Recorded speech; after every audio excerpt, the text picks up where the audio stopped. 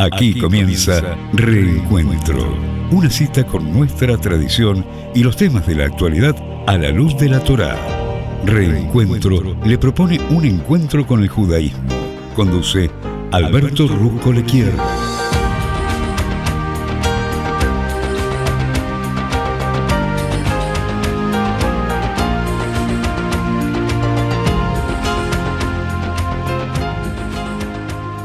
Muy pero muy buenas tardes, aquí Alberto Rusco Lequier los saluda y les da las gracias por compartir conmigo ya hace 30 años este reencuentro que hacemos aquí desde Radio High en la querida ciudad de Buenos Aires hacia todo el mundo para beber en los exquisitos e inagotables manantiales de sabiduría de la Torá para salir de este encuentro mucho pero mucho más ricos que cuando lo hemos comenzado. El día de hoy, día viernes 2 de febrero del año 2024, corresponde al día 23 del mes de Shevat del año 5784. Y el horario para prender velas de Shabbat en la ciudad de Buenos Aires está establecido a las 19 horas 42 minutos y el Shabbat termina mañana a las 20 horas 40 minutos.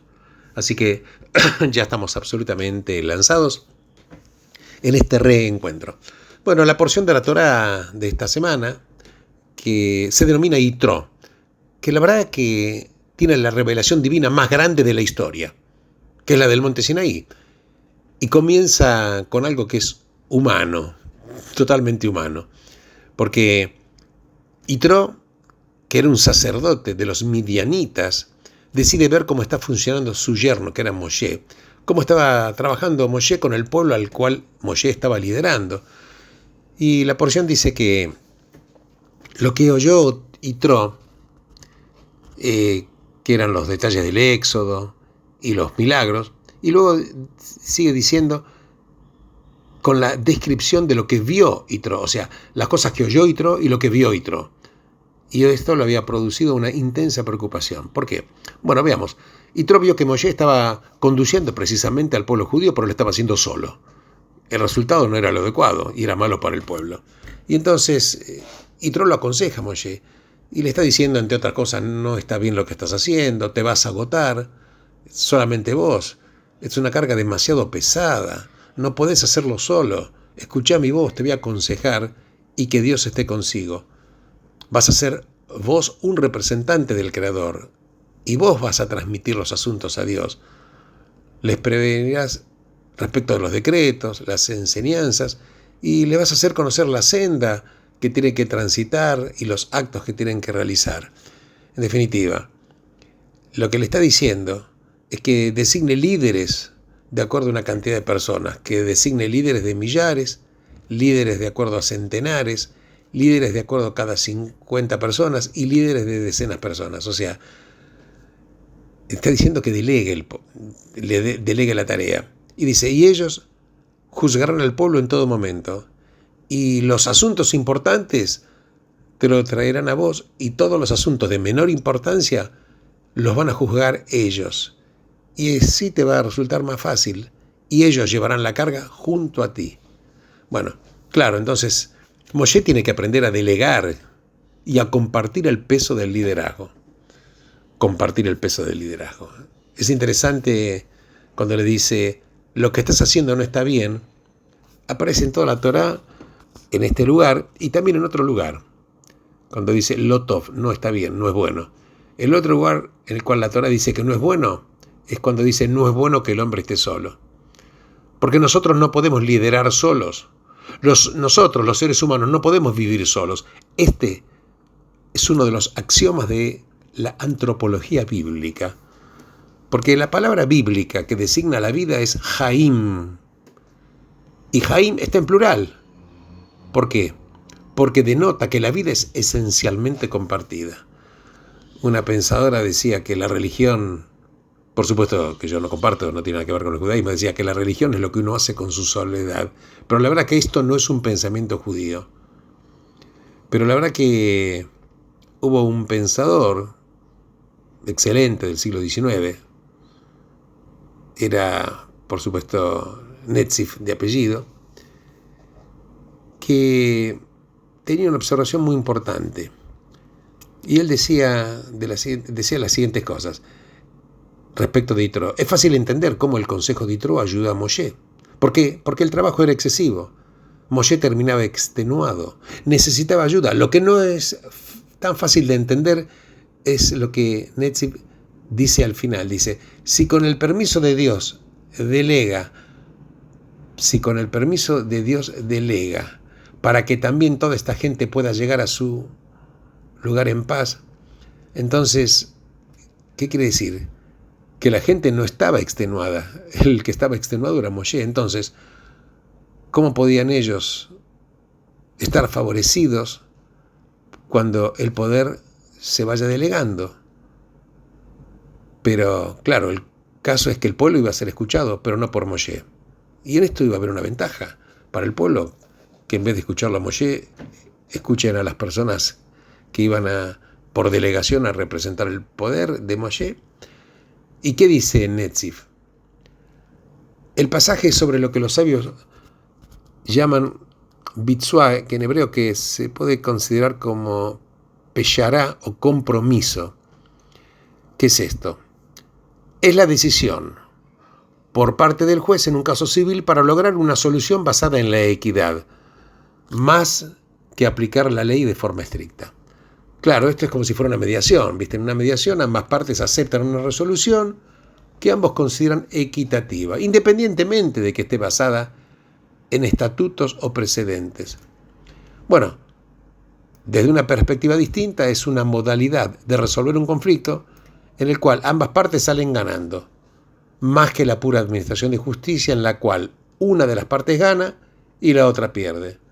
Entonces, claro, y el Talmud como siempre quiere saber más y pregunta, ¿esto es bueno o es malo? ¿Hay que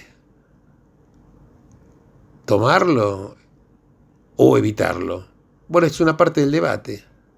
Algunos dicen que, como por ejemplo Eliezer, que era el hijo de Yosef el Galileo, dijo que está prohibido mediar en vez que la ley perfore la montaña, que es como decir que la suerte caiga como caiga. Por lo tanto, el lema de Moshe era que la ley perfore la montaña.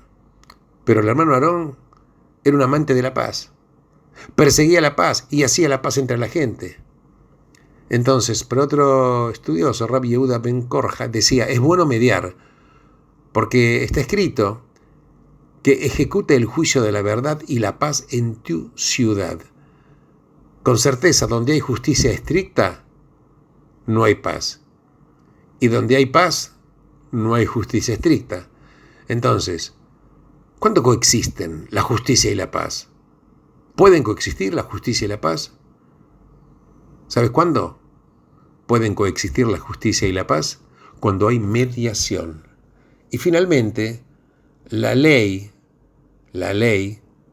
siga Ben Gorja acerca de la mediación. O sea, está permitido.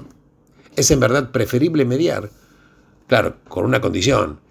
Que el juez no sepa aún quién tiene razón y quién no. Y es esa incertidumbre en la etapa inicial de la audiencia que permite que se llegue a una resolución equitativa, favorable, por sobre una estrictamente legal posición. Porque si el juez ya arribó a un claro veredicto, sería su presión de justicia de su parte favorecer una solución de compromiso. Entonces, claro que aplicando ingeniosamente este principio a los judíos, en el tiempo de Moshe, este famoso pensador Netziv puntualiza y dice que Moshe prefería la justicia estricta a la paz, porque Moshe no era hombre de arreglar o de mediar.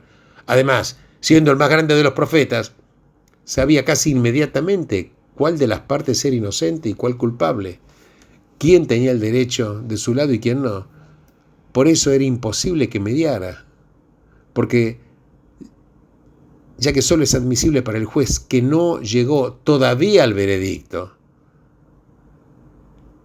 poder mediar. Pero en el caso de Moshe, él ya sabía de antemano prácticamente quién era culpable y quién no. Y ahí esta conclusión que es sorprendente. הראש לי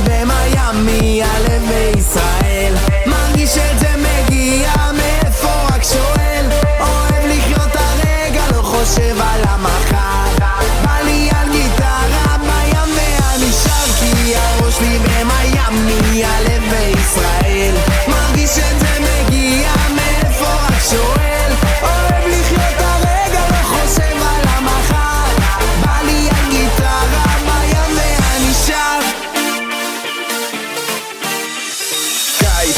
החום עולה לראש, בחורות באות בקיץ, עזבנו את הבית, שמש בשמיים, צורפת היום על גג העולם, וואלה בא לי לזרום, כל המי והמה של המי והמה, כולם נמצאים פה, הגיע הזמן, באנו לכאן, באנו לפעל, לא עוצרים, לא, קורא לה אוהו, והיא אומרת לי בוא לפה, חושבת אוהו, איך שהיא אוהבת, שיש את האוהו, היא מאבדת את הראש.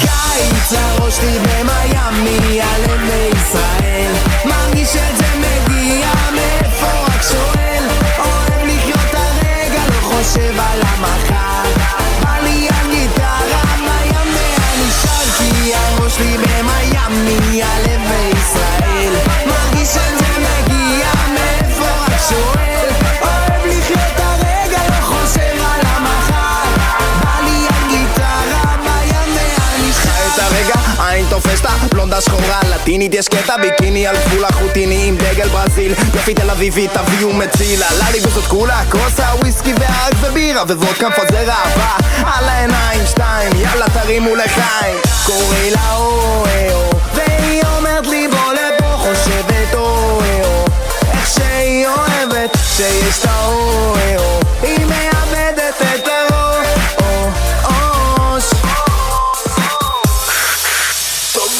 כולם לצאת מהמים, סליחה כולם להיכנס למים, חתיכת על בדרך, מי שלא עולה על הפרייר, תראו בלגן, הרבה, סיגרות, פריטים לפה, לפעמו, אני לא יודע מה לעשות, כתיתו לי היום. אוי זה חלום.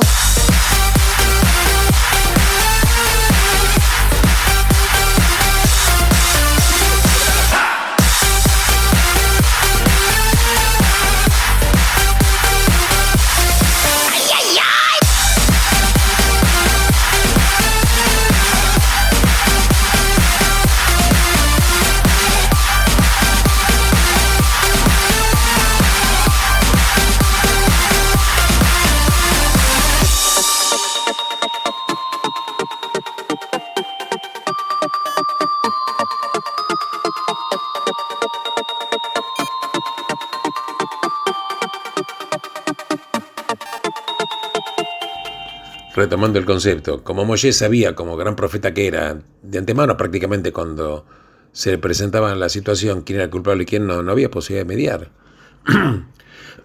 Pero volviendo al tema de la delegación de funciones judiciales a los estratos inferiores, Moshe iba a traer a gente común, que no tenía dotes especiales legales ni siquiera proféticas, los iba a traer a los lugares del juzgamiento. Precisamente porque estas personas carecían del conocimiento intuitivo de la ley y la justicia, estaban en condiciones de proponer soluciones equitativas. Y una solución equitativa es aquella solución en la cual ambas partes sienten que fueron escuchadas. Ambas salen ganando. Ambas sienten que el resultado es justo. Eso, según lo dice el Talmud, es la única forma de justicia que además de justicia puede crear la paz. Es por eso que delegar los juicios no solamente iba a ayudar a Moshe a evitar el cansancio, iba a ayudar a toda esa gente a arribar a su lugar en paz. Claro que es una idea muy, pero muy profunda. Moshe era como dice en hebreo, Ish HaElokim, era el supremo hombre de Dios. Pero sin embargo había algo que él no podía hacer, que otros, menores que él en todos sus aspectos, podrían lograr. Podían llevar la paz a las partes en disputa. Podrían crear formas no violentas, no coercitivas de resolución de conflictos. Sin conocer la ley, con la profundidad de Moshe, sin tener sentido intuitivo de la verdad, estos jueces debieron ejercitar la paciencia. ¿Por qué? Porque tuvieron que escuchar ambas partes. Tuvieron que arribar a un veredicto equitativo que ambas partes sintieran como justo. Un mediador tiene dotes distintas a las del profeta, el libertador o el dador de la ley. Pero estas características son necesarias. No es que quizás que se prefiera un tipo de carácter sobre otro, porque ninguno consideró a Moshe Otra cosa, más que el más grande de los líderes y profetas que tuvo Israel, es que ningún individuo puede tener todas las virtudes necesarias para sostener a un pueblo. Un sacerdote no es un profeta. Un rey debe tener virtudes distintas a las de un santo. Un líder militar no es un hombre de paz, aunque más adelante en su vida el líder militar pueda ser un hombre de paz. Pero lo que sugiere todos estos pensamientos es la profunda significación de la idea de que no podemos vivir ni podemos liderar solos. El judaísmo no es una fe concertada en la privacidad del alma del creyente, sino que es una fe social y es sobre las redes de las relaciones. El judaísmo trata de familias, de comunidades y en última instancia de una nación, en la cual cada uno de nosotros, ya sea grande o pequeño, tiene una función que cumplir. Como está escrito, no desprecies a nadie ni desdeñes nada, porque no hay nadie a quien no le llegue su momento y nada que no tenga lugar.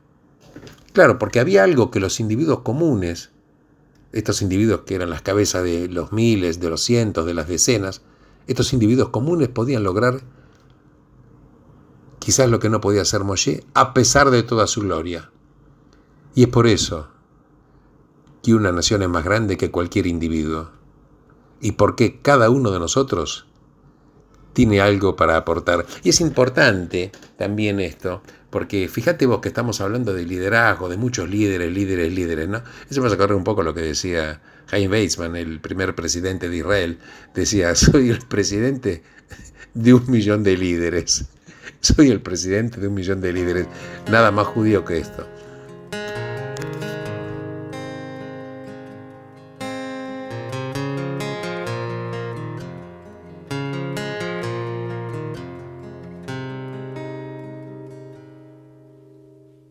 הלב שלי נקרא לי שניים, מה שלא ראתה שפחה למים, כמו סופה מן הים עולם, כמו תופעה של מרים פועם, ואין תרופה בעולם.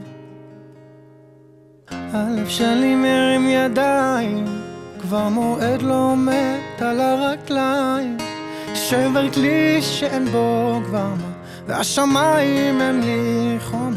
איך אעבור בתוך הים ביבשה, ורק אתה יכול להפוך מספטי למחול, לזכך את החול, לרכך בי הכל. ורק אתה מבין איך לגשת ללב שלי, משכך כל כאב שבי, מרפא את הלב.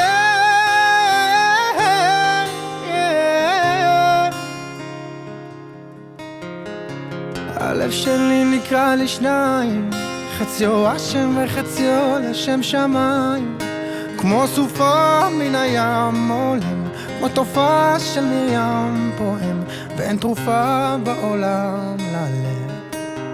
ורק אתה יכול להפוך מספטי למחול, לזכך את החול, לרכך בי הכל. ורק אתה מבין איך לגשת ללב שלי, לשכך כל כאב שבי, מרפא את הלב.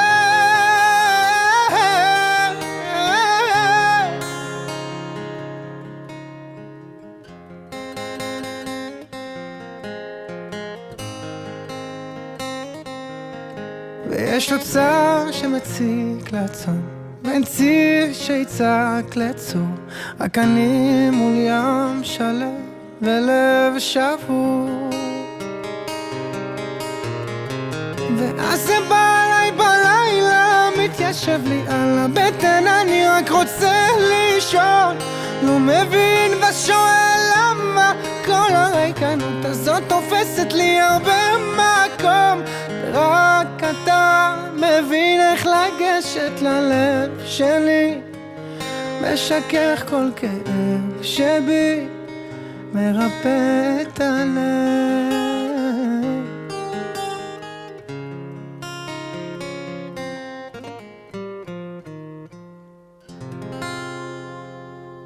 Pues sabes que el evento frente al monte Sinaí, cuando el Creador entrega la Torá, abre con el primer mandamiento que dice: yo soy Hashem tu Dios.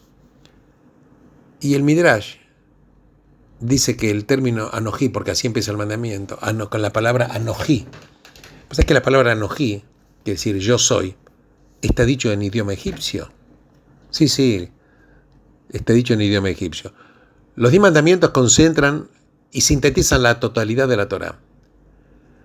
Los 2 primeros mandamientos son los más sagrados, ya que yo soy, cuando dice, y después dice no poseas, estos 2 primeros mandamientos los escuchamos de boca directamente del Creador. Entre ambos, el primer mandamiento es el de un nivel superior, es el que utiliza la palabra Anojí, yo, Anojí. Se refiere a la misma esencia de Dios, porque Anojí es la sigla de unas palabras que quiere decir Aná nafshi ketavit lehavit, que quiere decir yo mismo le escribí, le entregué, y también significa a mí mismo me he escrito y entregado. Claro, uno se pregunta, ¿cómo es posible que esta palabra esté en egipcio? Bueno, entonces para esto hay que profundizar la esencia y el objetivo de la revelación divina en el Sinaí. Porque la Torá no fue entregada solo para preservar la santidad de la lengua santa. Porque el Altísimo descendió sobre el monte Sinaí para posibilitar la santificación y elevación espiritual de los elementos más bajos y más caídos. Y también previo a la entrega de la Torá se estudió Torá. Porque la santidad existía desde antes, pero el objetivo de la entrega de la Torá radicaba en unir la santidad con la existencia material, santificar y elevar los elementos más lejanos del mundo de lo sacro y de la Torá. Siendo que este es el objetivo, este se refleja de inmediato en la primera palabra de los 10 mandamientos. Así se dan las fuerzas para unir el idioma egipcio, que es el símbolo del nivel más bajo, con el cenit de la santidad, que es Dios mismo. Y el hecho de que el Creador mismo se invistió en el idioma egipcio se enseña que el camino hacia el Creador pasa por servirlo a través de las cosas menores. Porque más allá de lo elevado que sea uno en su dedicación al estudio de la Torá, de la plegaria, uno solamente logra alcanzar un nivel limitado de santidad. Pero al Creador propiamente dicho, a su gloria y esencia, se llega solo a través del habéis bajado a Egipto, a través de elevarse con la conducta indicada por la Torá, los elementos materiales a la dimensión de la santidad. Porque cuando el judío sale de estos espacios de estudio de la Torá y la plegaria, cuando el judío se ocupa de la vida cotidiana terrenal como manda la Torá, llega al Altísimo concretando su voluntad y el objetivo principal de la creación y de la entrega de la Torá. Más todavía, yo diría, ni siquiera es suficiente el cumplimiento de los preceptos que se lleva a cabo con cosas terrenales.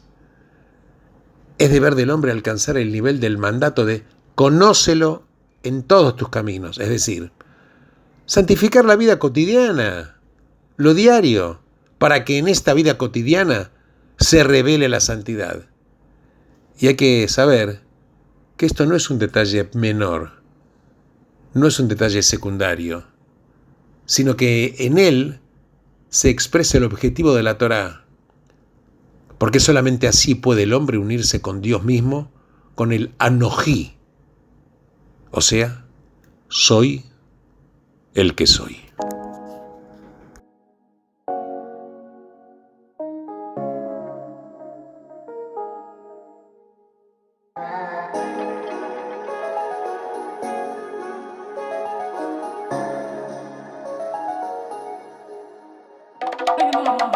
אפילו בינואר חם לי בכל הגוף, חי בתוך בועה שאיתך אני יכול לעוף. אפילו בינואר חם לי בכל הגוף, את באה שוב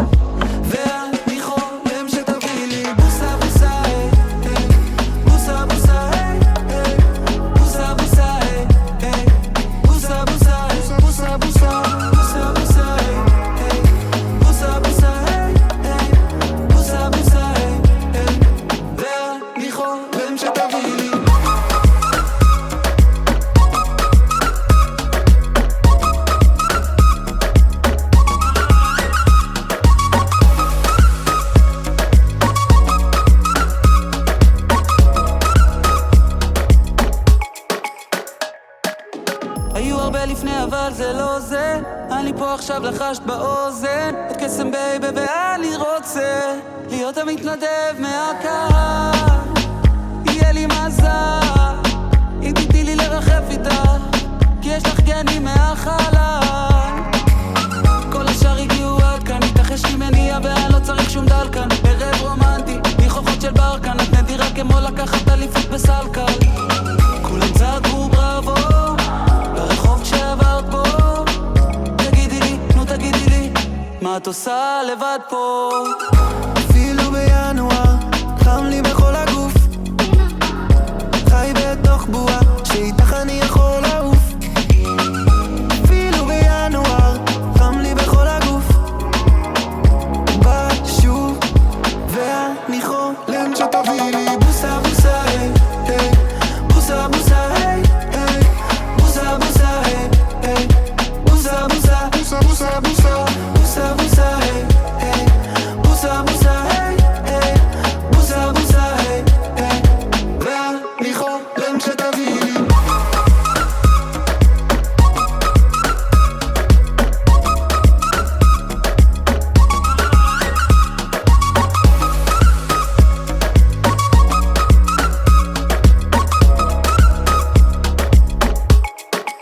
איך עולה לה חיוך מהפריטה של הגיטרה, קלאסית כמו כינור, והיא יודעת אני שר לה. זה הולך להיות השיר שלנו, בית מרגש עם עלייה אל הפזמון, הלילה כל העיר שלנו. לא באנו לשחק כי זאת לא אופרת צפון, בואי נאבד את הצפון, מאהבה וכל השאר הגוף בהצפות, ברברים בבטן הם עושים שם הקפות, מילה שאני בא רק תני להיות. כולם צעקו בראבו ברחוב כשעברת בו. תגידי לי, מה את עושה לבד פה?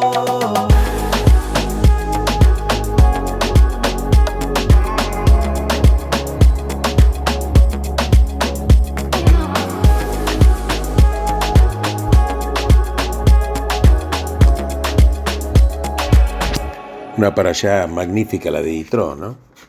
El suegro de Moshe, un sacerdote midianita, que había probado cada forma de veneración idólatra que existía sobre la faz de la tierra, pero él se acerca a Moshe. Así que, a punto tal de que la porción de la Torá de esta semana se llama Yitro. Claro. Y le da este aparentemente inadecuado nombre a este tan especial Shabbat. Pero claro, hay algo en la historia de Yitro que es parte integral de la revelación en el Sinaí. Pues sabes que el libro del Zohar, que es el libro que algunos dicen la Kabbalah, el libro que se llama Esplendor, va tan lejos hasta decir que la Torah solamente podía entregarse al pueblo judío luego de que Yitro se hubiera unido al pueblo judío. Pero vamos a ver un poquitito más y profundizar. Yitro, está escrito el príncipe y sacerdote de Midian, suegro de Moshe, oyó todo lo que Dios hizo por Moshe y su pueblo Israel, que Dios había sacado a Israel de Egipto. Y claro, Rashi, el exégeta de la interpretación de la Torá, pregunta, ¿qué es lo que oyó que vino? ¿La partición del mar? ¿La guerra contra Amalek? Claro, esto es aparentemente desconcertante. La Torá misma cuenta qué es lo que Yitro oyó. ¿Qué había oído? Todo lo que Dios hizo por Moshe y su pueblo Israel. Que Dios había sacado a Israel de Egipto. Entonces, ¿qué lo lleva a Rashi a preguntar qué milagros específicos del Éxodo había oído Yitro? ¿Y qué lo obligó a especificar que él se había conmovido por la partición del mar y el triunfo sobre Amalek? Hay que decir que la Torá habla de nuestro mundo físico, pero ¿sabes qué apunta? A planos espirituales. Los eventos históricos narrados por la Torá son el eco de eventos espirituales que se despliegan en un plano más elevado de la realidad. Porque la historia del Éxodo es también la historia de la liberación espiritual de un Egipto espiritual, la de la partición espiritual de un mar espiritual, de una batalla espiritual contra un Amalek espiritual. Es en las dimensiones espirituales es donde se oculta la clave para entender a Yitro. Y acá estamos hablando de tierra y mar. Cuando hablamos de tierra y mar representan mundos paralelos. El Talmud dice que cada criatura que existe sobre la tierra tiene su equivalente en el mar. Como dos ambientes diferentes, uno dice, poblados por las mismas criaturas, tierra y mar son virtualmente idénticos y así todo totalmente diferente, porque un territorio es seco y expuesto, pero el mar es húmedo, es sumergido.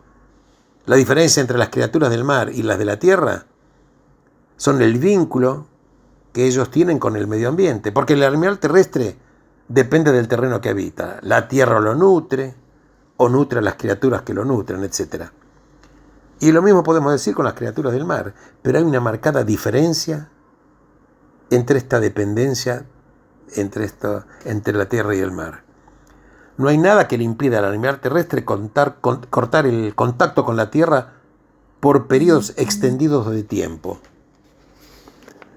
Una criatura terrestre, por ejemplo, puede vivir toda una vida sin reconocer o sin demostrar, de cualquier forma que fuere, de dónde se deriva su sustento. Pero las criaturas del mar viven sumergidas dentro de la fuente de nutrición.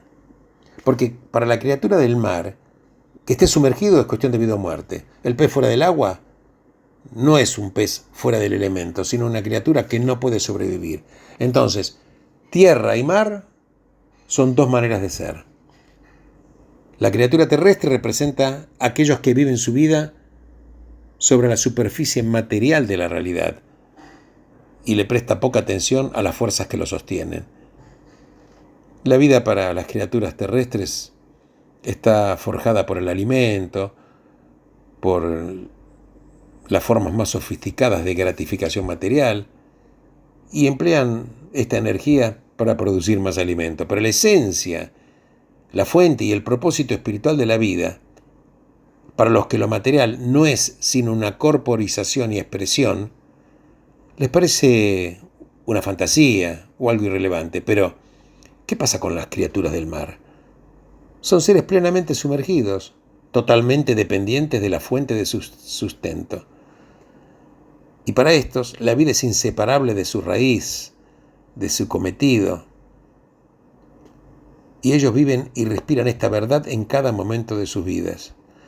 La criatura del mar, estamos hablando de un individuo que ahogó sus egos, su propio yo, en el mar de la verdad suprema y de la excelsa verdad. Entonces, ¿por qué digo esto? Porque apenas 7 días después de la liberación de Egipto, el pueblo judío experimentó la partición del mar. Claro, el éxodo los liberó del paganismo de Egipto, pero los había liberado de una prisión. Pero habría que fusionarse todavía con la esencia de todo. Hasta que el mar no fue partido y caminaron sobre tierra seca dentro del mar. O sea, ¿qué quiere decir esto? Hasta que no caminaron sobre tierra seca dentro del mar.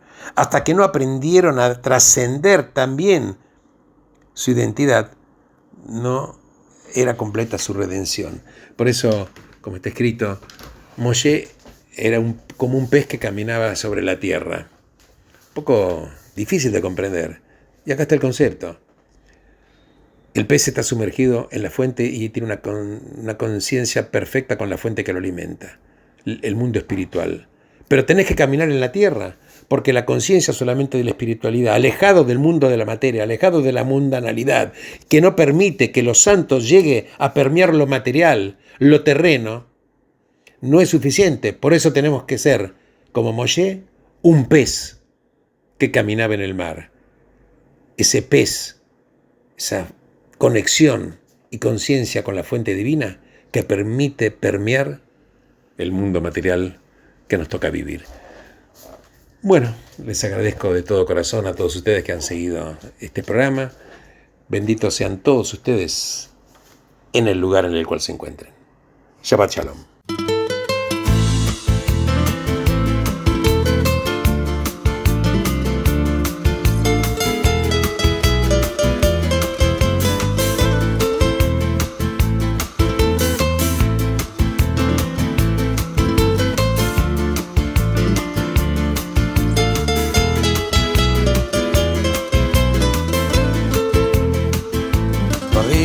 קטנים, דברים פשוטים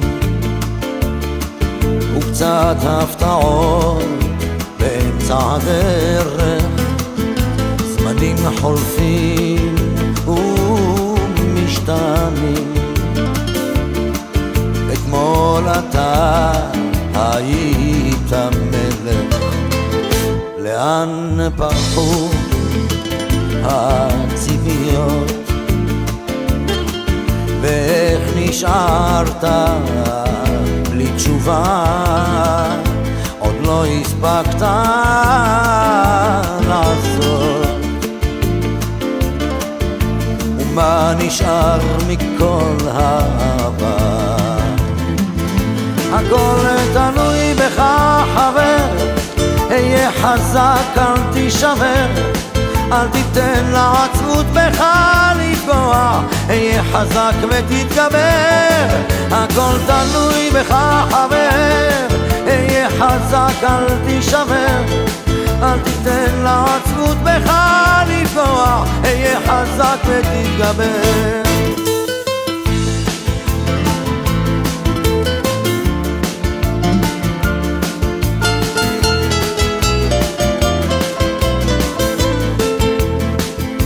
קשה לראות, אך לפעמים גלגל נסגר באמצע הסיפור, ואין כבר כוח לגופך יותר למשוך. יכולת לוותר אבל לך אסור. הכל תלוי בך חבר, היה חזק אל תישבר, אל תיתן לעצמות בך לפגוע, היה חזק ותתגבר. הכל תלוי בך חבר, היה חזק אל תישבר, אל תיתן לעצמות בך לפגוע, היה חזק ותתגבר. המסקנה חבר, אסוף את כל הכוח, קל יותר לדבר כשהפחד משתחרר.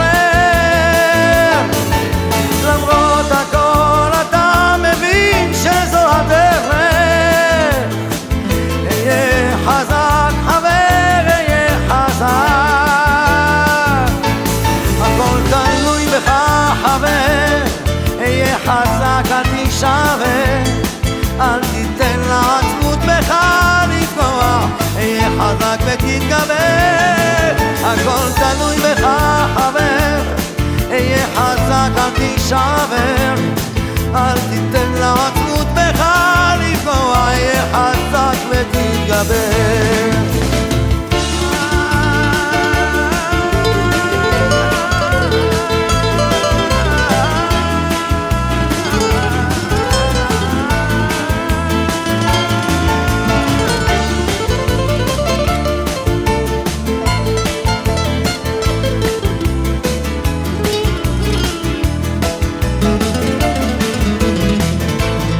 הכל תלוי בך חבר, היה חזק אל תישבר, אל תיתן לעצמות בך לפגוע, היה חזק ותתגבר.